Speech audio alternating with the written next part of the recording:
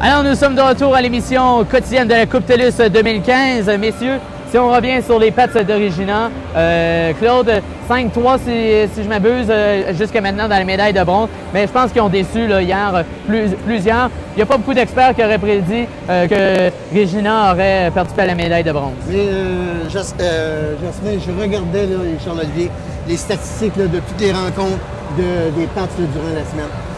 On a peut-être surévalué cette équipe-là. Pourquoi je vous dis, c'est que tout se présentait devant un seul trio. Le trio de Sillinger avec Miller et Woods.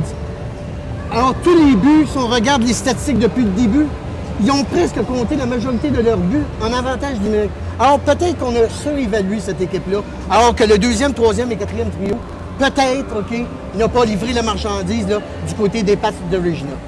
Bien, tout à fait. C'est sûr que l'attaque reposait beaucoup, comme tu le disais, sur l'avantage numérique de 1 et de 2 sur le trio dont tu viens de parler. Mais en même temps, pour répondre à ta question, Charles-Olivier, est-ce que c'est surprenant de voir les Young Nationals l'emporter? On ne peut pas dire ça non plus parce que c'est des champions quand même eux aussi. Ils ont gagné en Ontario leur ligue.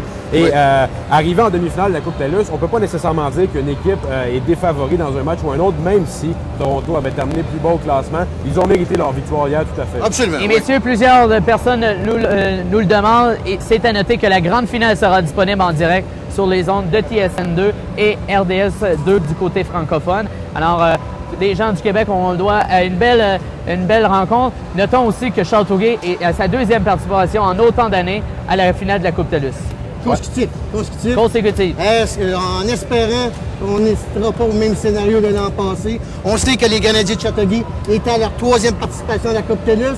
Je pense qu'on est parti on a gagné la ronde, on a gagné l'argent. Est-ce que cette année, ça sera l'or? On ramènera la Coupe TELUS au Québec depuis plus de 13 ans ou 14 ans. Ça fait 14 ans. Et vous, messieurs, je peux vous dire que je suis en pleine forme, mais pas pour 3 périodes de prolongation. non. On accueille sans plus tarder le président des Grenadiers de Charles Touguet, M. Michel Parent. M. Parent, comment allez-vous? Ça va très bien, Charles-Olivier. Est-ce que la nervosité commence à vous accaparer alors qu'on est à quelques heures du début de la rencontre finale? Rendu à cette étape-ci, on n'a pas à être nerveux. Je pense que les joueurs et les coachs ont amené l'équipe au niveau où c'était important.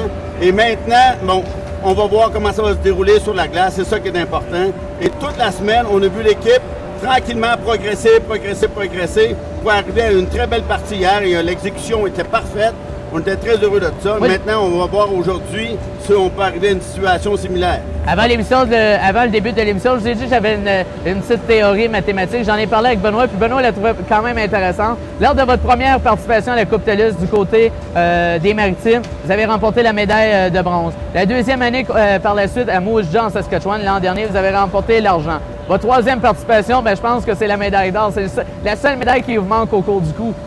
Disons qu'on va rester calme un peu. Ça serait une belle suite, logique. Oui. Vous parlez de progression de votre équipe depuis le début de la semaine.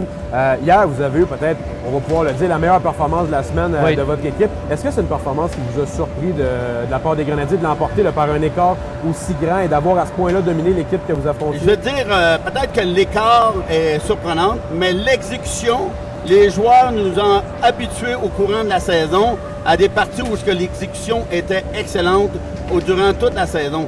Donc, cette semaine, c'est un petit peu l'inverse. Je voyais les parties, je disais, voyons, ça va pas bien, non, ça va pas bien. Puis, ça me fatiguait parce que je me dis, d'un coup, on joue de même toute la semaine. Et hier, en fin de compte, on a eu vraiment la partie qui devait être jouée. Ils l'ont jouée comme il faut. Mais Michel, est-ce que tu étais assisté à la rencontre d'hier? Est-ce qu'on peut dire qu'hier, parce qu'on l'a reproché durant toute la semaine, on l'a dit ici, on dit, est-ce que les 5 jeunes qui ont été à Moja l'an passé vont se lever et vont apporter leur contribution? Hier, on n'a rien à reprocher aux 5 jeunes. Des gagnants jouaient un match extraordinaire en défensive, autant Pilote que Peacock et son regard Gray, une excellente rencontre, puis Pierre Luxembourg. Alors, est-ce que ces vétérans-là, dans ton équipe, c'est la pierre angulaire de ton équipe, là, pour les amener, là, peut-être les pousser pour aujourd'hui avec l'expérience qu'ils ont vécue à Moja l'an passé? C'est certain que les gens, ces 5 jeunes-là qui ont déjà une expérience, vont aider l'ensemble de l'équipe, aident l'ensemble à pouvoir prendre ça plus calme et aussi prendre leur rôle le plus vraiment au sérieux en disant oui, on est capable d'arriver à ce résultat-là. On l'a vécu l'année passée et cette année, peut-être qu'on a une chance de ne pas l'échapper. Donc, c'est cette année qu'il va avoir une bonne chance de réaliser ça. C'est sûr. Messieurs, pas messieurs, mais monsieur Parent, dites-moi, selon vous, qu'est-ce qui fera la différence dans le match de ce soir? Bien, la différence, comme vous disiez tantôt, c'est quand même deux excellents clubs. C'est deux excellents clubs. Et à mon avis, qu'est-ce qui va arriver? C'est l'exécution qui va être très importante. Il y a des patineurs rapides des deux côtés. Oui. Et naturellement, les gardiens de but, c'est majeur de faire les arrêts-clés quand c'est le temps. Et il faut rester sur la patinoire. Il faut éviter le banc de punition. Oui. Et ça va être toute la différence aussi en même temps. Et messieurs, ce sera la clé maîtresse de cette rencontre-là, autant les deux équipes. Parce que ça a été le sujet le plus parlé tout au long de la semaine, les pénalités à maintes reprises des équipes. Non, César, ce qui appartient à César. On peut dire que la troupe de Steve Hartley, hier, Michel, ta troupe a évité le banc des pénalités, puis ça peut être une des causes de la grande victoire des Grenadiers hier. Certainement. Moi, j'aimerais savoir, Oui. Monsieur Parent, vous avez une équipe qui se base beaucoup sur des jeunes de 15 ans, Comtois, Morin, Jessiman, on ne va pas tous les nommer. Est-ce que vous ressentez un petit stress par rapport à ça, le fait que cette équipe-là arrive en finale dans le match probablement le plus stressant de l'année, assurément, et qui va se baser sur des joueurs de 15 ans qui vont être évidemment une première participation à ce tournoi-là et à un niveau de stress jamais vécu, là? Non, moi je te dirais que toute l'année, tout le monde a dit « Ah, vous avez une équipe trop jeune, on a un coach trop jeune. » Tout est trop jeune tout le temps. Mais ils sont arrivés à chaque fois, ils ont fait étape après étape. Ils ont réalisé ça. On est arrivé en finale, tout le monde dit « Ah, vous allez perdre, vous êtes trop jeune, etc. » Et non, ils sont arrivés. Aujourd'hui, c'est plutôt une équipe qui, à travers les années, avant d'arriver dans le midget 3, c'était des jeunes qui étaient gagnants. Ils étaient gagnants. Que ce soit des jeunes gagnants, ils sont habitués à gagner. Donc, c'est des jeunes qui veulent, puis ils veulent aller jusqu'au bout. Monsieur Parent, merci beaucoup de votre participation. Merci. On vous souhaite la meilleure des chances pour aujourd'hui. On se laisse pour une courte pause. Au retour, la suite de cette émission.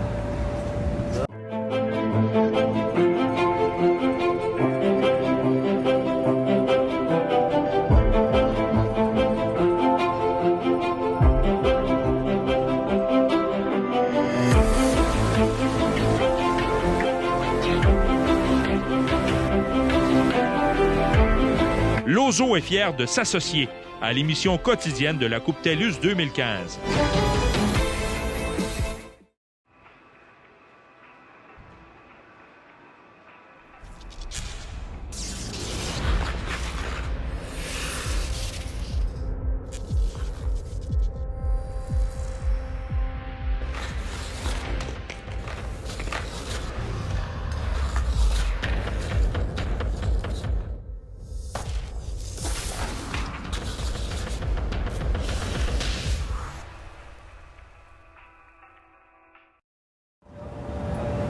Messieurs, nous sommes de retour et on accueille de la visite très rare, parce que c'est rare qu'on a la chance de l'avoir en entrevue, Monsieur Georges Marien, directeur général de la Ligue Midget 3. Monsieur Marien, comment allez-vous? Très bien. Monsieur Marien, si on regarde la semaine, on englobe la semaine, qu'est-ce qui vous a surpris le plus de ce magnifique tournoi finalement? Est-ce que c'est l'organisation? Je pense qu'aussi, il faut donner crédit aux Albatros du Collège Notre-Dame au niveau de la foule, parce que la foule a été au rendez-vous tout au long du week-end. Je pense que Hockey Canada serait mal placé de faire un seul reproche à l'organisation. Ça a été impeccable au niveau de l'organisation. On doit lever notre chapeau à cette organisation-là, des Albatros, qui a formé un comité exemplaire. Ensuite, la population elle a répondu. Là, ça a été incroyable. Toute la semaine, ils ont répondu. Ça a été extrêmement plaisant. Ensuite, le comportement de nos équipes sur la glace, ça a bien été. Il y a eu des malchances en ce qui concerne l'Albatros, avec des blessures, etc. Mais on est super contents de nos deux organisations, autant sur glace que hors glace. Qu'est-ce que ça représente pour la Ligue Midget 3 et le circuit au complet d'être l'hôte de ce type d'événement-là? Bien, nous, on se fait un point d'honneur à toutes les fois qu'on a reçu la Coupe aux 5 ans. On s'est toujours fait un point d'honneur que c'est pas important, c'est très important de bien accueillir le reste du Canada. Vous parlez des bonnes performances qu'on a eues cette semaine au niveau de la ville, au niveau de la foule. Est-ce que vous croyez que le tournoi 2015 de la Coupe TELUS à Rivière-du-Loup va devenir un point de référence pour les prochaines années pour parfois d'autres villes ailleurs au Canada Oui. où parfois les assistances sont un petit peu moins bonnes? Est-ce qu'on a un tournoi cette année qui a un point de référence pour la suite? C'est un point de référence exemplaire. Vous avez vu le système qu'ils ont employé avec les écoles, etc. Oui. L'après-midi, c'était plaisant pour les jeunes de jouer devant cette foule-là. Et les jeunes étaient vraiment intéressés, ils participaient à la joute. Je pense que ça, ça doit se répéter dans les prochaines années. Monsieur Marien, une chose que vous devez être fier aussi, c'est les deux formations du Québec qui ont représenté le circuit midget 3 du Québec, les Grenadiers de Châteauguay et les Albatros du Collège Notre-Dame. Ils ont donné une bonne performance cette semaine. Vous, là, comme dirigeant du circuit, comment vous voyez les deux formations, ce qu'ils ont apporté là, au niveau pour les spectateurs qui ont assisté à ces rencontres-là? Les spectateurs m'accrochaient à tous les jours pour dire comment est-ce qu'ils découvraient la qualité du jeu de hockey qui s'est joué cette semaine. Et nos deux équipes n'ont pas à rougir. Au contraire, ça a été exemplaire. Ça a été une progression pour les Grenadiers de jour en jour. Et pour l'Albatros, ils se sont présentés avec des joueurs blessés, des joueurs en moins, etc. Ça n'a jamais été facile de gagner contre les Albatros cette semaine. Effectivement. Parlez-nous, M. Marien, de la difficulté de ce tournoi-là, parce que ça a revenu souvent cette semaine. Gagner ce tournoi-là, aujourd'hui, si les Grenadiers l'emportent, c'est 7 matchs en 7 jours, avec une liste de 20 joueurs. On doit faire avec les blessés, les joueurs malades, etc. Parlez-nous de la difficulté de ce tournoi-là à remporter. Là. C'est le tournoi, pour moi, c'est le tournoi le plus difficile au monde. Ouais. Pour des jeunes de 15 ans, 16 ans, 17 ans. Ils jouent, comme vous l'avez dit tantôt, 7 jours. Les deux équipes qui s'en vont en finale, ils ont 7 jours de joute. Et l'an passé, en plus, vous avez joué une 8e joute parce que vous avez joué 3 supplémentaires. Exact. Nous, on va faire des représentations à Hockey Québec et à Hockey Canada. On va en discuter dans les semaines à venir, là, mais on va déposer des demandes de changement à ce niveau-là. Pas pour le Québec, pour les 6 équipes. Pour les 6 équipes. Mais en général, parce qu'avec la plupart des gens qu'on a reçus ici, tous les gens disaient peut-être rester avec le même processus, mais peut-être avoir des joueurs de plus dans chacune des formations pour pouvoir donner une chance aussi à d'autres jeunes, s'il arrive des blessures, qu'on peut les remplacer. Mais nous, le principe de jouer 7 matchs en 7 jours, on est contre ça. Il faut trouver une formule. Faut trouver une formule du cycle, qu'il va y avoir un repos à quelque part pour que les jeunes puissent récupérer. Parce que ce qu'on veut aussi, c'est une partie de développement, mais non seulement le développement physique, mais psychologique. C'est très, très, très difficile. Absolument. Ils sont sur le stress continuellement. Les 6 équipes sont sur le stress et les 2 finalistes, c'est de l'orage. Beaucoup de travail. Puis surtout si il n'y arrive pas la même chose que l'an passé, qu'on doit avoir des prolongations. Là, on parlait à une 8e, comme on vous avait si bien dit. C'est ça. M. Marien, ça fait depuis 2001 que le Québec n'a pas gagné ce tournoi-là. Et aujourd'hui, comme l'an dernier à la même date, on y est très près. On est à une victoire de le faire. Est-ce que vous avez une certaine excitation par rapport à ce match-là? Est-ce que c'est finalement cette année que la dizaine de 14 ans Avez-vous un parti pris? Une très grande excitation. Une très grande excitation. Puis, comme j'ai dit à quelqu'un hier, on est confiant, mais il faut avoir peur de perdre aussi. Oui, absolument. Pour être prêt. Faut jamais sous-estimer l'adversaire. On est confiant, puis eux autres, je suis sûr que dans leur champ de Toronto, ils se disent confiants, mais il faut respecter l'adversaire. Ça se joue un seul match, c'est pas un 3 de 5, c'est pas un 4 de 7. Donc, oui, on est fébrile, puis je pense qu'on est dû pour avoir la vraie coupe avec le Québec. Monsieur Marien, si on met la Coupe TELUS de côté, le 40e de la Ligue Midget 3 sera célébré dans quelques semaines. À l'aube de cette grande saison, qu'est-ce qui vous attend pour les prochaines semaines? Beaucoup d'ouvrages. Ça recommence demain, le travail. Oui, c'est ça, ça commence demain. Et, on a beaucoup de projets qu'on va annoncer là, après le brunch des champions. On va annoncer les choses pour le 40e. Ça va être excitant dans tous les arénas. On veut faire un clin d'œil au passé, à ceux qui ont été de la première époque. Comme vous autres, les Grenadiers, ça fait 10 ans. Oui. On veut que les gens soient soulignés, ceux qui ont parti la concession, etc. On va avoir des beaux événements à venir. Monsieur Marien, merci beaucoup de votre présence et bonne chance pour ce soir. Absolument, je suis le premier partisan des Grenadiers. Messieurs, je viens d'avoir le pointage, c'est pas final, il reste 2 minutes à la rencontre, 6-3 en faveur des Pats. On recevra l'entraîneur adjoint aussi, Gaston Sirois aussi, qu'on a reçu plus tôt hier.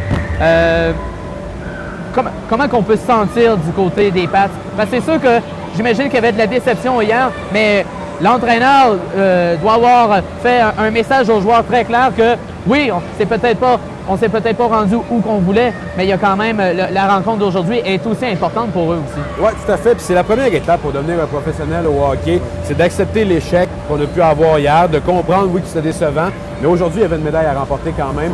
Et la médaille, même si c'est pas celle qu'on voulait, on en convient tous pour les Pats Canadiens, il y a quand même quelque chose à faire aujourd'hui. Il y avait une médaille à remporter et je pense que les Pats sont arrivés très fort aujourd'hui. C'était 3-0 là, après à peine 12 minutes de jeu en première période.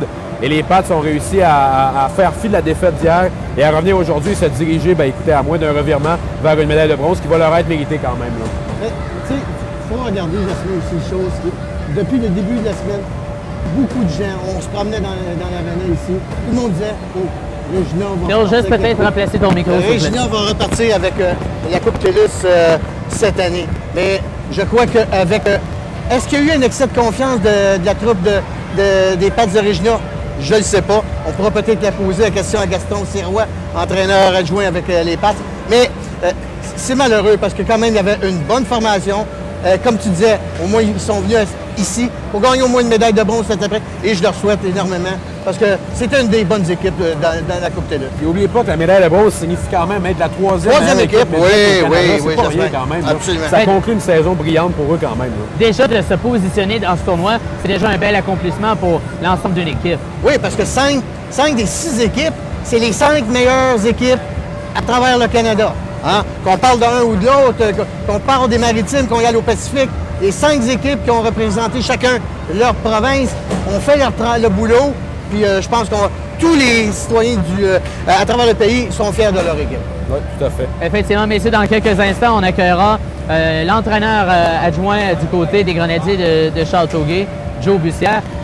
Dites-moi, à quelques minutes, à quelques heures du début de cette rencontre, les entraîneurs, quel est le message des deux entraîneurs, autant du côté de Châteauguay que du côté de Toronto? Écoutez, on pourra poser la question, mais je pense que ce stade-ci du tournoi et de l'année, c'est terminé, là, les grandes tactiques, les grandes philosophies de hockey. On est à une victoire d'être la meilleure équipe midget au Canada. Ouais. Je pense que c'est juste de garder l'équipe, on va dire, concentrée puis dans son match, parce que, bon, les grandes théories, c'est plus... Il n'y a plus de motivation à faire des deux équipes, parce que si ton équipe n'est pas motivée à ce stade-ci de la saison, il y a un problème. Moi, je me dis, le Jasmin et Charles-Olivier, on prend les tableaux, on les met dans le coin, on est rendu à la 55e, 60e game pour partir pour les Grenadiers de Châteauguay. On n'a plus rien à faire. On met ça, on dépose la rondelle à 4 heures cet après-midi et on souhaite le meilleur pour nous. À l'instant, on accueille maintenant Jonathan Bussière des Grenadiers de Châteauguay. Jonathan, toi qui as vu l'ensemble des parties du côté des Grenadiers, j'imagine que du côté de Steve Hartley, c'est le même message. On peut dire que la meilleure rencontre des Grenadiers de Châteauguay, on l'a vu hier dans ce tournoi. Effectivement, écoute, ils se sont servis hier de leur vitesse comme ils ne l'avaient pas fait depuis le début de la semaine. C'est ce qu'ils doivent faire aujourd'hui pour mettre toutes les chances de leur côté pour l'emporter. On en parlait juste avant que vous arriviez sur le plateau. Comment que l'équipe se prépare aujourd'hui pour ce match-là? Le deuxième en 2 ans, une finale. Comment que l'équipe est présentement à quelques heures du début de ce match-là? Ben, c'est sûr que les jeunes sont fébriles. Il y a beaucoup de... C'est les distractions aujourd'hui qu'il faut contrôler pour ces jeunes-là. Il faut réussir à leur permettre de mettre ça au maximum de côté et qu'ils puissent se préparer comme si c'était un match comme ils en ont joué 60-35 cette année. C'est la plus grande difficulté, mais j'ai confiance qu'ils vont réussir. Là. Mais quand même, Jonathan, pour une formation, peu importe le Châteauguay ou le Young National, ces choses-là, on a discuté ici durant toute la semaine. C'est exigeant de demander à des jeunes, peu importe qu'il y ait 15 ans, 16 ans, 17 ans, de faire 7 rencontres en 7 jours. C'est beaucoup pour des jeunes. C'est extrêmement exigeant pour ces gars-là. C'est sûr et certain qu'ils vont tous avoir des petits bobos là, dans les prochains jours, dans les prochaines semaines à guérir, mais l'adrénaline qui drive pendant cette semaine-là, d'avoir l'opportunité aujourd'hui de jouer le plus gros match de leur jeune carrière, puis pour certains d'entre eux, là, ça va être le plus gros match de leur carrière. Absolument, absolument. Parlez-nous de vos adversaires d'aujourd'hui. Vous les avez battus plus tôt cette semaine. C'est quoi votre impression par rapport à eux pour le match d'aujourd'hui, les Young Nationals de Toronto? Ils se sont améliorés là, tout au long de la semaine. Un peu comme les Grenadiers. Oui, un peu comme les Grenadiers. Ils ont un gardien devant le filet qui est excellent, qui se bat beaucoup pour... c'est un fighter. C'est un fighter... il travaille pour sa survie tout le temps, Exactement. Écoute, ça sera pas facile de ce côté-là. C'est une équipe qui a du speed, qui a quand même pas mal de skills. Puis ils ont été très efficaces là, dans le match hier, là, particulièrement en échec avant, pour contrer les Pats. Mais ça, on regarde ça depuis le début. Est-ce que le processus a été à peu près le même que les Grenadiers? Les Grenadiers, le National Young, ont commencé ce tournoi-là avec beaucoup d'indiscipline. Puis plus que le tournoi a progressé, on a mis ça de côté et on a fait la même chose du National Hier, ils ont joué contre Regina, très disciplinés. Est-ce qu'on peut s'attendre à beaucoup de discipline des deux formations cet après-midi? Moi, je m'attends à ce que ce soit un match qui va se dérouler à vive allure aujourd'hui. Là, on a deux équipes qui sont extrêmement rapides. C'est sûr et certain là, que la discipline fait partie du plan de match des deux entraîneurs aujourd'hui. Oui. C'est sûr. Ils ne peuvent pas se permettre de jouer à 5 contre... Ils savent qu'ils ne peuvent pas se permettre de jouer à 5 contre 4 contre les Grenadiers et vice-versa. Mais qu'est-ce qu'on mentionnait tantôt, moi puis Jasmin, excuse-moi mon nom. Est-ce que on prend le tableau là, de la part de Steve, de vous comme assistant en coach, on met ça dans le tiroir, on leur dit « Go guys, on embarque sa patinoire, vous donnez 100% et après on tourne la page. » Ben, écoute, c'est sûr que... On n'embarquera pas dans la grosse technique après-midi. Comme on l'a fait là, tout au long de la semaine, on s'est concentré principalement sur nous. C'est quoi nos forces? Puis on va essayer, encore aujourd'hui, c'est ce qu'on va mettre de l'avant. On va jouer dans nos forces, c'est ce qu'on leur demande là, depuis le début de la semaine. Puis c'est encore le mot d'ordre aujourd'hui. On voit réellement qu'en vitesse et ainsi de suite, on a le meilleur club ici. Fait que c'est sûr et certain qu'on va jouer dans nos forces. Jonathan, merci beaucoup et bonne chance pour ce soir. Il faut rappeler que c'est la deuxième participation des Grenadiers en autant de saison. On se laisse pour une courte pause. Au retour, la suite de cette émission.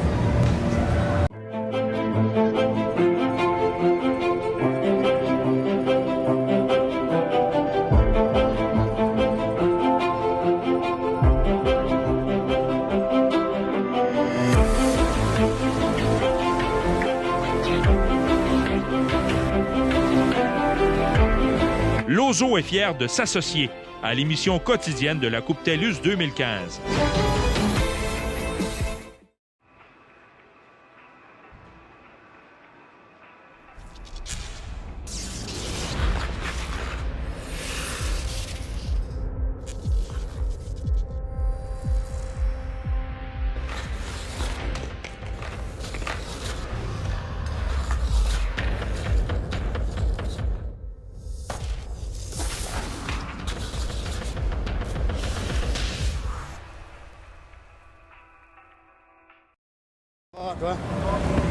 Nous sommes de retour à l'émission quotidienne de la Coupe TELUS 2015. On accueille dans nos studios Stéphane Leroux de la chaîne RDS. Ça va bien, Stéphane? Bonjour, ouais. Stéphane, dis-moi, il y a plusieurs années, tu as fait partie des élites de Jonquière, comme ton fils. À quel point que ça a été un point tournant dans votre carrière? Ben, moi, à l'époque, ça s'appelait les Cascades du Saguenay-Lac-Saint-Jean. J'étudiais à Jonquière comme Jasmin, dans le fond, en arts et technologie des médias, là, dans les années 87 à 90. Et c'était la première année de l'équipe à Jonquière. C'est une équipe d'expansion en 87-88. Alors, la première année, je n'avais pas été trop impliqué. J'allais aux matchs locaux, je donnais un petit coup de main. J'avais été annonceur maison, quelques matchs pour remplacer. Mais au cours des 2 années qui ont suivi, 88, 89, 89, 90, là, je voyageais avec l'équipe. J'étais vraiment impliqué avec eux. C'est sûr que ça m'a servi à connaître les joueurs midget qui sont devenus les joueurs juniors par après. Alors, quand je suis arrivé à RDS en 90, c'est évident que j'avais une longueur d'avance un petit peu, au niveau de la connaissance des joueurs puis tout ça. Fait que oui, ça a été un tremplin extraordinaire là, pour partir. Hein. Et par la suite, vous êtes retourné vers la Ligue Midget 3 du Québec pour vous occuper finalement des communications du circuit. Ben, quand je suis parti de Jonquière en 90, Denis Baillarger, qui était président de la Ligue et qui revient l'an prochain, m'avait approché pour être un peu le travail que Jean Brisset fait avec la Ligue aujourd'hui, puis un peu ce que Jasmin fait aussi. Mais tu sais, il n'y avait pas d'Internet dans ce temps-là, il n'y avait pas de reportage à la radio. C'était très différent. On envoyait des communiqués par la poste aux médias, animer quelques conférences de presse, aller superviser des matchs. J'ai fait ça pendant 5-6 ans à peu près. Je travaillais aussi à l'organisation du brunch chaque année, le brunch des champions qui avait lieu à la fin mai, au début mai. Fait que ça aussi, ça m'a permis de voyager avec la Ligue. Je suis allé au Coupe Air Canada, qui est l'ancêtre de la Coupe TELUS, dans les années 91, 92, 93. J'ai tous vu ces tournois-là. Par la suite, je me suis retiré un peu parce que mon travail me prenait trop de temps à RDS, puis il y avait un peu des conflits d'horaire avec le travail, alors j'ai été obligé de me retirer un petit peu. Dites-moi, on mentionne souvent que la Ligue Midget 3, c'est un tremplin pour plusieurs dons, les entraîneurs, les joueurs, mais à quel point ça peut être un tremplin aussi pour les gens derrière, au niveau de la direction des équipes, les gens aux communications, au marketing, ces choses-là? C'est évident, il y a des entraîneurs qui sont montés dans le junior majeur. Il y en a qui sont montés dans la Ligue nationale. Tu regardes un gars comme André Tourigny qui a dirigé les Estacades de Trois-Rivières au début des années 2000, qui est allé avec les Huskies. Aujourd'hui, il est entraîneur adjoint avec l'Avalanche du Colorado. Là, je t'ai nommé le premier qui m'est venu, Pascal Vincent, qui a été avec les Régents de Laval-Laurentides-Lanaudière, qui est allé avec le Cap-Breton, le Junior de Montréal, qui est avec Winnipeg aujourd'hui. Alors, tu sais, puis c'est sûr que ça aide. Pour ce qui est de nous, les gens des médias comme ça, ben, ça nous donne l'occasion de faire nos premiers pas, ça nous donne l'occasion de goûter un peu à ce que c'est. Puis c'est ça, le mot développement dans le midget, ben, il dit beaucoup, je pense. Stéphane, je sais pas c'est quel...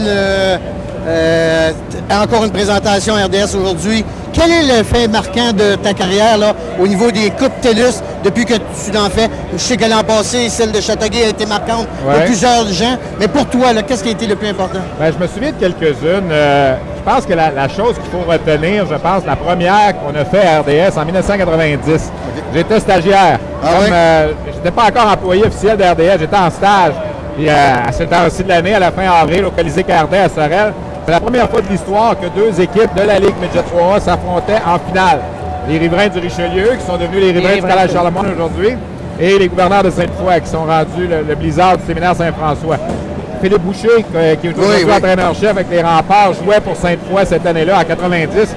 Alors, c'est sûr que ça avait été un fait marquant. J'avais couvert ça en stage pour RDS en 1990. On a revu ça 10 ans après, en 2000, à l'Arena Maurice-Richard. Oui. Montréal-Bourassa contre les Cantonniers de Magog, dirigé par Mario Durocher, qui est aujourd'hui avec les Foreurs de Val-d'Or.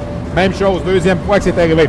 On a espéré peut-être cette semaine, à un certain moment, si mais c'est pas arrivé.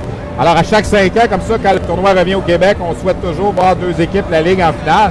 Alors, ces deux-là me viennent en tête, mais je me rappelle de matchs qu'on a fait dans le cadre de la Coupe Air Canada ou la Coupe TELUS. C'était les Gouverneurs de Sainte-Foy avaient perdu un match en prolongation à Kitchener en 94. Ça avait été un match assez marquant. On se souvient d'Esther Blondin, il y a 2 ans aussi, il y a 3 ans, l'effondrement en deuxième, troisième période. Mais je te dirais probablement, pour répondre à ta question, 1990, ma toute première avec RDS. Stéphane, on parlait tout à l'heure de l'évolution de la Ligue. On parlait avec Georges Marien aussi du 40e qui arrive. À quel point, depuis les années 90, cette Ligue-là a évolué pour arriver aujourd'hui à une Ligue qui est en constante évolution et que l'intérêt grandit à chaque année? Bien, je pense que l'expansion que la Ligue a pris en ajoutant des équipes. Moi, quand j'étais à Jonquière, on couvrait le Saguenay, la Côte-Nord, le Bas-Saint-Laurent, la Gaspésie. Tous ces joueurs-là venaient. Maintenant, il y a une équipe ici dans le Bas-Saint-Laurent qui joue ici à Rivière-du-Loup. Oui. Les joueurs vont moins loin pour être dans leur... On a rajouté une équipe en Abitibi au fil des ans. L'Outaouais est revenu, était parti, est revenu. Je pense que le territoire est pas mal bien couvert maintenant là, avec les formations de la Ligue. C'est... Il faut que tu évolues. C'est sûr que si tu n'évolues pas, ça ne fonctionne pas. Hein. Puis je pense que la Ligue s'est ajustée au fil des ans. Tu sais, le fait d'avoir des diffusions de matchs sur Internet maintenant. Moi, je me rappelle des parents. Si on avait des joueurs qui venaient de Bécomo, de Sept-Îles, qui jouaient pour Jonquière, tu peux pas venir voir ton enfant jouer toutes les fins de semaine. Non. Alors, au moins, maintenant, tu peux suivre avec les présentations sur Internet. Ça, c'est extraordinaire. En terminant, dites-moi, comment on se prépare, parce que c'est pas votre première diffusion à la télévision ce soir, là. Comment on se prépare à diffuser cette rencontre, alors que c'est peut-être deux équipes que vous connaissez un peu moins comparativement à d'autres tournois que vous avez fait? Heureusement, les Grenadiers ont gagné hier. Je vais être honnête avec vous, j'étais à Rimouski hier pour le match de l'Océanique. C'est sûr qu'on suivait le pointage, puis on souhaitait, parce que pour RDS aujourd'hui, il ne faut pas se compter d'histoire. Si on avait eu le Pacifique contre l'Ouest, c'est moins vendeur. Déjà que là, on est en compétition avec le hockey des séries de la Ligue nationale puis tout ce qui se passe. Alors, le fait d'avoir Châteauguay, moi, j'ai vu jouer Châteauguay peut-être 4-5 fois cette année. On a des bonnes discussions avec les entraîneurs. Je viens de finir une entrevue là, avec Steve Hartley pendant au moins une quinzaine de minutes. On s'est parlé de l'équipe. On lit beaucoup, c'est certain. On suit les statistiques. Moi, je suis quelqu'un qui suit les statistiques pas mal à l'année longue parce que je sais que je fais ce match-là à la fin de l'année. J'ai suivi, je dirais encore plus, cette année, je suis allé voir des matchs en série parce que je savais qu'il y avait possibilité qu'on voit les équipes du Québec ici. Alors, la préparation, ça se fait un petit peu... C'est plus facile, je dirais, ça aussi avec l'Internet. Puis avec, tu sais, je me souviens des fois, on préparait des matchs, là, puis on recevait un fax.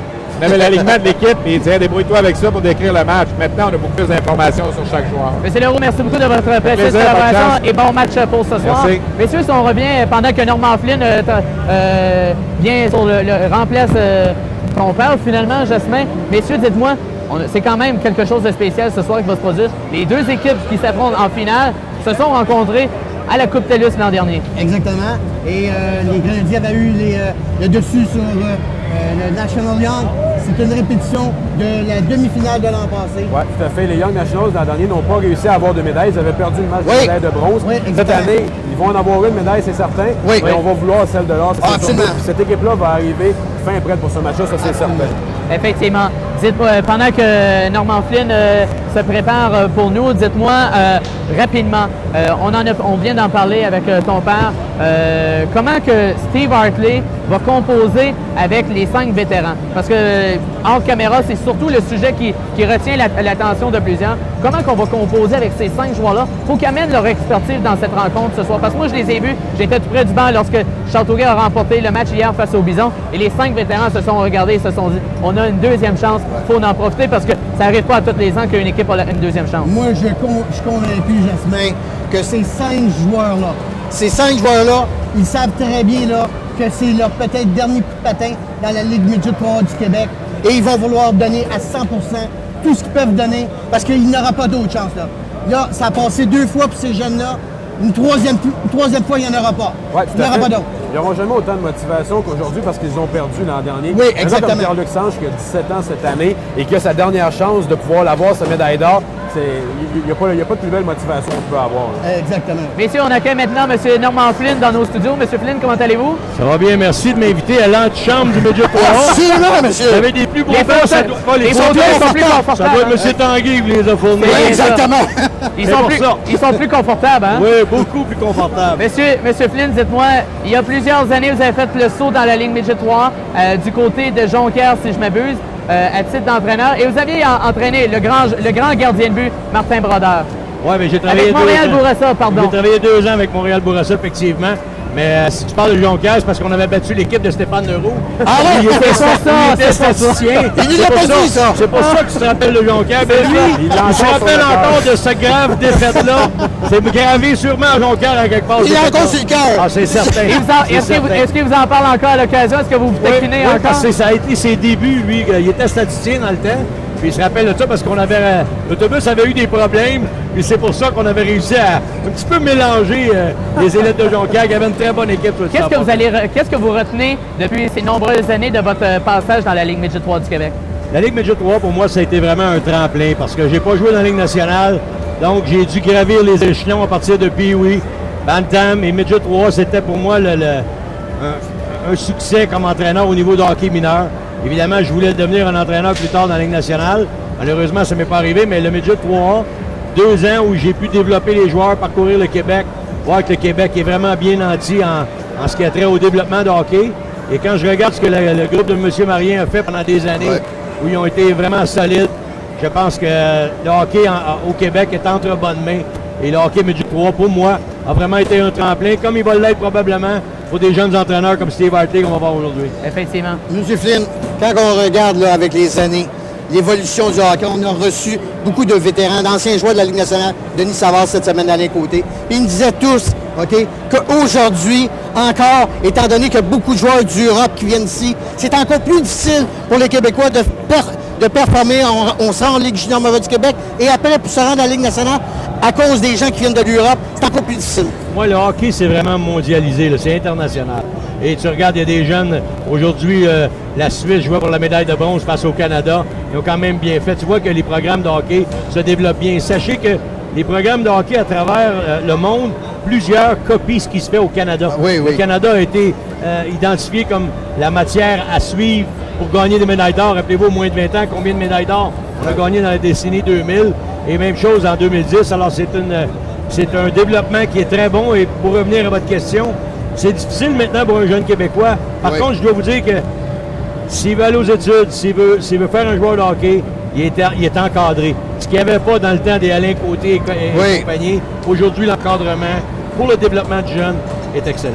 Vous en avez vu passer plusieurs des joueurs au fil de votre carrière d'entraîneur. On pense notamment à Martin Brodeur et il y en a eu plusieurs autres. Est-ce qu'il y a des joueurs que maintenant vous voyez dans la Ligue nationale que vous sachez qu'à une époque au Midget 3, ces gars-là étaient peut-être moins motivés ou même dans la Ligue junior majeure du Québec et que vous avez eu votre mot à dire dans le développement de ces joueurs-là? Mais je pense que chaque entraîneur a un impact sur ses joueurs. Et tu veux avoir un impact positif. Des fois, tu vas te faire dire que tu as peut-être été un petit peu trop sévère. Parce que je me rappelle Martin Brodeur. Moi, j'étais peut-être un petit peu plus sévère que mon coach de goaler avec lui. Parce que je le connaissais, Martin, depuis qu'il était tout jeune, depuis qu'il était à Tombe. J'ai joué au hockey et au baseball avec son frère Claude. J'ai coaché son frère Denis Junior. Alors, je connaissais la famille, je connaissais... Et je voulais tellement qu'il réussisse. Peut-être été un petit peu plus difficile sur lui que sur les autres. Mais je souhaite que j'y ai aidé en quelque part. Et pour moi, c'était aussi de lui offrir l'encadrement que Montréal Bourassa avait. Je n'ai parlé de M. Marien. Il a fait un excellent travail. Aller chercher des gens autour duquel on a développé une équipe de hockey qui était non seulement performante sur la glace, mais les jeunes aussi étaient bien encadrés au niveau scolaire. Il y a toujours eu du bon talent au Midget 3A, mais si on parle de l'administration de la Ligue et de comment ça va, est-ce que dans les années 90, vous auriez pensé qu'en 2015, on en serait à ce niveau-là au Midget 3A, à avoir une importance à ce point-là dans les médias quand même, parce que l'importance grandit au fil des années. Est-ce que vous êtes surpris de comment va le Midget 3A maintenant en 2015? Pas surpris. Pour nous, le Midget 3A, quand ça a été créé, c'était du petit junior majeur. Et c'est exactement ce qui s'est passé. Tu vas chercher les meilleurs jeunes au Québec, tu les fais jouer ensemble dans un bon encadrement, comme j'ai mentionné tantôt, et tu les amènes au prochain niveau. Moi, je pense que le Midget 3 prépare très bien les jeunes pour le junior majeur, pour avoir travaillé aux deux niveaux. C'est ça que ça prend pour développer les joueurs de hockey. Et il faudrait même qu'il y ait plus d'équipes. Ça serait encore plus valorisant, pas valorisant, mais plus de place pour aller chercher des jeunes joueurs. Parce qu'en haut, il y a beaucoup d'équipes de hockey dans le junior majeur qui ont besoin de jeunes joueurs qui sont développés. Alors moi, je pense qu'on fait un excellent travail à ce niveau-là. Et pourquoi c'est rendu là aujourd'hui? C'est parce que des gens comme M. Marien, justement, qui ont travaillé fort avec d'autres pour que cette ligue-là progresse dans le système. Quand on regarde, effectivement, comme vous dites, M. Flynn, M. Marien qui apporte une contribution depuis des années avec le Midget 3 et ça continue aussi. Comment vous voyez l'avenir là, au niveau du Midget 3 là, dans les prochaines années? C'est certain d'avoir d'autres équipes, ça serait bien. Mais est-ce qu'on pourrait amener, au niveau de la Coupe TELUS, comme on en discutait cette semaine, est-ce que c'est trop d'exiger à des jeunes de 15, 16, 17 ans de jouer 7 rencontres en 7 jours? Non, je pense pas, parce que dans la saison régulière, il y a un barème respecté où ils travaillent leur étude dans la semaine, où ils pratiquent dans la semaine, puis ils jouent la fin de semaine. C'est à peu près ça que je vois, que c'était la même chose dans mon temps. On pratiquait 2 à 3 fois semaine, et il y avait 2 matchs les week-ends. Puis tu pouvais préparer tes voyages en conséquence des études aussi. Alors, je pense que c'est approprié. Et à ce niveau-là, les jeunes sont capables de prendre. Si c'était pendant 2, 3 semaines ou 4 semaines, un mois, je pense que ça serait plus difficile. Mais concentré comme c'est fait là, il y a tellement d'énergie qui est pris en charge pour justement ce tournoi-là. Je pense que les jeunes n'en demandent pas moins. Ils sont contents de vivre ces moments-là. Tu sais, regarde la Coupe Stanley présentement, c'est pas 2 matchs en 2 jours, mais c'est très exigeant au niveau physique. Et ce sont des hommes. Là, on parle de jeunes joueurs de 15-16 ans, avec peut-être certains 17 ans. Moi, je pense que c'est tout à fait correct ce qui se passe présentement. Et chapeau, il y a aussi la coopérative qui était là dans le temps. Oui, le cœur de lait du Québec, je me rappelle au début. Ils ont toujours été des associés importants. Oui, et surtout RDS aussi, qui fête sa 25e année aussi avec la Ligue Midget 3 du Québec. J'ai posé la même question à j'étais pour dire Jasmin Leroux, mais Stéphane Leroux. Quelle est la préparation pour vous, qui est peut-être différente comparativement d'habitude, alors que c'est peut-être 2 équipes que vous connaissez un peu moins ce soir? Beaucoup plus difficile de travailler avec l'équipe de Young Nationals parce que c'est pas vraiment le même système à Toronto qu'on a ici. Eux autres, ils jouent dans la Greater Toronto Hockey League. Oui. Et il y a beaucoup de joueurs, il y a pas beaucoup de joueurs qui sont répertoriés pour le junior majeur dans l'Ontario. Ils sont déjà repêchés. Ils ont un système un peu différent de ce qu'on a au Québec. Mais ici, nous autres, on a la chance, avec les Grenadiers, exemple, de voir les futures vedettes de la Ligue de hockey junior majeur du Québec. Et c'est ce qui est intéressant. Et moi, je pense que c'est ça qui nous donne un petit avantage au niveau de la glace, d'avoir des jeunes qui sont prêts pour la Quel genre de partie que vous vous attendez cet après-midi? Mais moi, ce que j'ai entendu parler beaucoup de l'équipe de Toronto, c'était une équipe très physique, qui était peut-être indisciplinée en début de tournoi, mais ils ont réglé ça dans le dernier match pour battre la grosse équipe. Alors, est-ce qu'ils vont être capables de poursuivre? C'est ça qu'on va voir aujourd'hui. Mais les Grenadiers, ce que je me suis fait dire, c'est une équipe de patineurs, de travaillants. Ils abandonnent jamais, un peu comme l'équipe de Bob Hartley avec les de Calgary. On a le même pattern.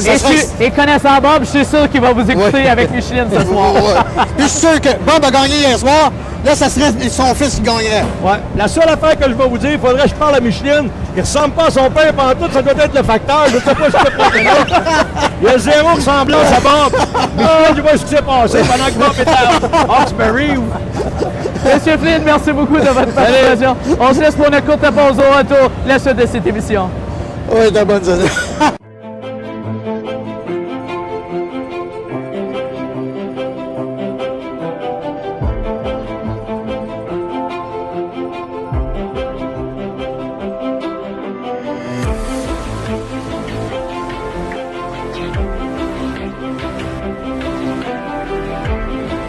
Roseau est fier de s'associer à l'émission quotidienne de la Coupe TELUS 2015.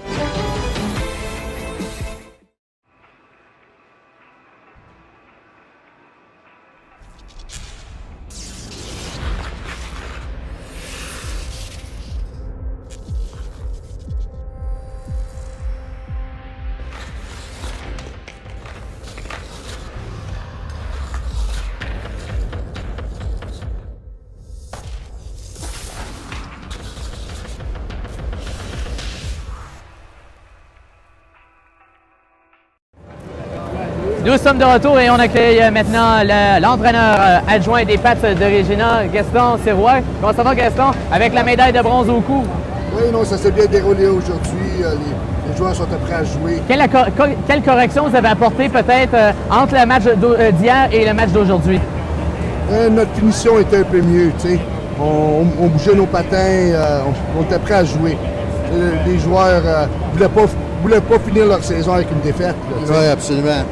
Gaston, si on résume en général votre performance de cette semaine, ça a très bien parti. Malheureusement, le petit problématique d'hier, mais aujourd'hui. Mais qu'est-ce que vous allez garder là, comme expérience de la Coupe TELUS, Gaston? Toi, les entraîneurs, tous les joueurs, quelque chose qui ne se présente pas tous les ans. Bien, je suis fier des joueurs. On a eu un bon tournoi. Oui. Vraiment, t'enlèves le jeu d'hier, il n'y a pas vraiment grand-chose qu'on n'a pas fait. On a battu chaque équipe. Les deux équipes qui sont dans la finale, on les a battues. On sait qu'on est une équipe qui peut-être mérite d'être là, mais on réalise qu'on n'a pas apporté notre jeu hier. Puis c'est ça le hockey, hein? C'est une joute. Oui, absolument. Mais Gaston, vous allez retourner là, ce soir à Regina avec la tête haute, fier d'avoir représenté votre province. Qu'est-ce que ça peut apporter là, aux jeunes pour les années futures? Est-ce qu'il y a beaucoup de joueurs qui vont être de retour avec votre formation l'an prochain? Oui. On a beaucoup de gars de 16 ans qui vont avoir 17 ans l'année prochaine. On a des bons 2000 qui vont rentrer dans le programme. Ça fait qu'il y a beaucoup d'équipements avec le programme pour l'année prochaine. Je ne serais pas surpris si on serait à la TELUS l'année prochaine. Comme les Grindiers ont fait cette année, c'est leur deuxième année. Gaston, quel souvenir que tu gardes de ta semaine ici à Rivière-du-Loup avec les joueurs, un peu la ville de Rivière-du-Loup? Le monde à Rivière-du-Loup, ils ont le cœur chaleureux. On a eu... c'était incroyable. L'hôtel, les mets, la média, tout, c'était vraiment de première classe ici. Puis nos joueurs ont été bien traités. Puis ça, c'était... Est-ce que vous avez eu de la difficulté à préparer vos joueurs pour le match d'aujourd'hui? Parce qu'on sait que c'est pas la médaille que vous vouliez. Vous aviez eu un bon camp préliminaire. Et puis là, on est arrivé, on a perdu en demi-finale. Est-ce que les gars la voulaient, cette médaille-là, aujourd'hui? Ah oui. Oui, on ne veut pas retourner à la maison sans médaille. C'est important, ils ont du cœur. Puis je suis fier des joueurs qui sont venus jouer aujourd'hui. Si on retourne, Gaston, à lundi, lorsque vous avez disputé la première partie, si vous auriez à faire un changement, c'est lequel vous feriez? Certains, vous aimeriez refaire la partie de... J'aimerais ça perdre lundi puis gagner samedi. Mais non, tu sais, c'est un jeu, hein? Puis la TELUS, tu sais, les round robin, des fois, peut-être ça nous aurait donné... ça nous aurait fait peut-être un positif de perdre une game si on regarde tout le tournoi. Mais, tu sais, non, on avait le caractère, on a juste mal joué hier. Puis ça nous a causé la finale, mais on va emporter ça pour l'année prochaine. Ouais. Gaston, peut-être une dernière question. Oui, vas-y, Claude, parce qu'on a beaucoup de questions ce soir. Gaston, toute la semaine ici, lors des entrevues avec les gens, on parlait de la façon que la Coupe TELUS était disputée. C'est-à-dire qu'on demandait aux joueurs de jouer 7 rencontres en 7 jours. C'est certain que de votre côté aussi à Regina, est-ce que vous trouvez ça trop? C'est trop exigeant pour des jeunes de 15, 16, 17 ans de disputer 7 rencontres en 7 jours? Ben, je suis pas un gars d'excuses. Non, c'est pas une excuse. Non. Mais est-ce que la formule devrait être adaptée pour les prochaines années? Peut-être pour peut-être une journée de repos. Pour le repos. une journée de repos, ce serait peut-être une possibilité que Hockey Canada puisse regarder. Mais non, je trouve que on a bien joué. Hier, c'était juste pas notre journée. Vous êtes sorti très fort au début de la rencontre d'aujourd'hui. Vous avez marqué 3 buts en première période. Est-ce que la réaction de vos joueurs vous a surpris? Est-ce que vous les sentiez à ce point-là confiants pour arriver sur la patinoire et marquer ces 3 buts rapides-là pour rapidement là, se mettre en confiance dans le match, c'est certain? Moi, dire, les joueurs, ils savent qu'ils devraient être en finale. Ils savent que ils sont mérités d'être là, mais ça ne s'est pas à donner hier. C'est ça la vie, hein? Des fois, ça va pas notre bord. Écoute, c'est des jeunes qui ont 15, 16 ans, 17 ans. C'est certain que pour eux, hein, c'est une expérience qui sort peut-être jamais de la vie une autre fois. Comment que les jeunes ont... Ça a été amer pour eux. C'était pas mal ému dans la chambre hier. Oui, hein? Ah oui. Ils le sentaient, là, tu sais. On voulait être en finale tellement, on se voyait là, mais c'était pas notre journée. Gaston, merci beaucoup de ta participation. Bon retour en Saskatchewan et encore félicitations. Merci. On se laisse pour une courte pause. Retour, le mot de la fin.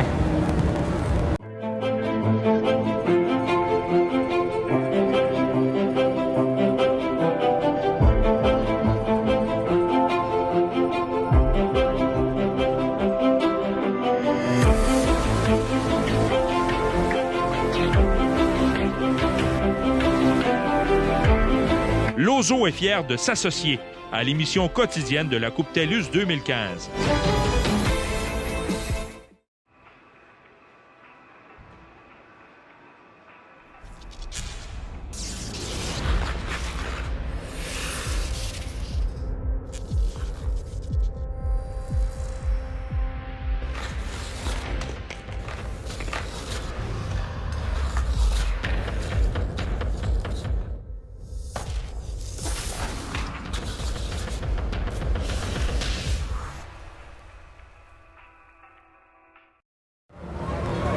Nous sommes de retour pour la dernière fois, messieurs, alors qu'on n'avait pas... Claude, toi, tu as été assis confortablement dans ton fauteuil tout au long de la semaine. Tu commences à avoir une trace là, dans ton fauteuil. Oui, mais écoute, c'est une expérience fantastique. Je pense que c'est la première fois qu'un circuit au Canada organise ces petits événements. Après, à tous les jours, on a tenté le coup avec les gens, on leur donnait du feedback. J'espère en tout cas que les gens ont apprécié ce qu'on va avoir fait. Et, pour moi, c'est un beau souvenir pour tous et chacun qui ont fait partie de cette équipe. Oui, puis il faut saluer le grand travail de la Ligue Midget 3 du Québec, où les Albatros en premier lieu, mais en deuxième, la Ligue Midget 3 du Québec vient supporter cette formation parce qu'on sait que c'est une grande organisation, la Coupe TELUS. Tu l'as vu, Charles-Olivier, il y a eu les Albatros qui ont été là et c'est vraiment eux qu'on doit rendre le crédit. Il y a eu ici où vous étiez installé, où on était installé, un FanFest qui était extrêmement intéressant. On peut peut-être montrer une image justement du FanFest. Il y a eu vraiment là, toute la semaine on va dire en anglais un happening ici au Centre Premier Tech. Il y avait des gens dehors, il y avait des gens à l'intérieur, il y avait de la famille, il y avait des c'était le fun, on avait hâte de venir ici. Oui, tout à fait. Et ça, je pense que c'est tout à l'honneur des Albatros d'avoir réussi à organiser quelque chose comme ça cette semaine et d'avoir stimulé l'intérêt des gens toute la semaine pour la Coupe TELUS 2015. Avant mes remerciements en long et en large, j'aimerais remercier notre équipe technique. Ils sont deux, Maxime et Sébastien. Ils ont fait un travail.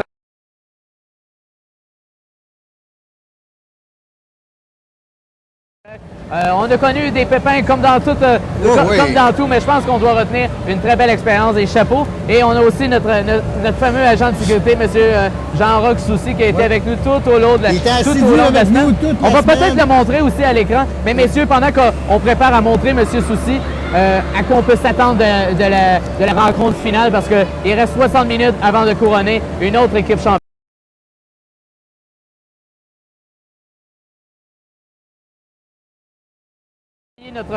Nos équipements, nos installations, effectivement, lors des tournages, parce qu'on a eu une surprise au premier tournage. Il y a un monsieur qui est venu saluer Bruce Richardson en direct ici, alors qu'il était si heureux de le voir. Mais à quoi qu'on peut s'attendre de la grande finale, là, rapidement? Je pense qu'on peut s'attendre à un match qui va être amplement disputé. C'est un cliché qui est facile à dire, mais vraiment, ça va être une rencontre qui va être extrêmement intéressante. Puis on va avoir une nouvelle équipe championne dans quelques heures. Et les deux équipes qui sont là vont tellement vouloir la victoire. Je pense que ça va être pour le plaisir des amateurs, ça va être ça la plus belle chose, parce qu'on va avoir tout un match de hockey. Effectivement, Jasmin. Puis moi, ce qui m'encourage, convaincu qu'on va avoir une excellente rencontre, un peu comme les gens ont dit tantôt, le processus du National Young Toronto et des Canadiens a toujours été en montant et en montant depuis le début du tournoi.